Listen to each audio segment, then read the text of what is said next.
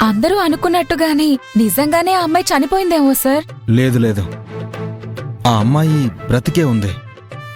అది నేను ఎలాగైనా ప్రూవ్ చేయాలి. ఆ అమ్మాయి కనిపించేదెప్పుడు, ఆధారాలు దొరికేదెప్పుడు? మన పని అవ్వాలంటే ముందు నువ్వు ఫోకస్ చేయాలి. నేను చేసేది అదే కదా బాసు. నువ్వు గాని కరెక్ట్ గా పనిచేస్తే నేను ఇన్ని క్లాసులు తీసుకోవాల్సిన అవసరం ఎందుకొస్తుంది? సార్, నేనొక ఎగ్జాంపుల్ చెప్పనా?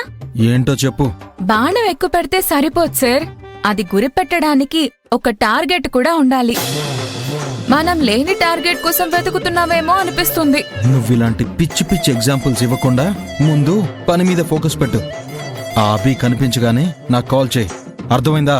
అలాగే సార్.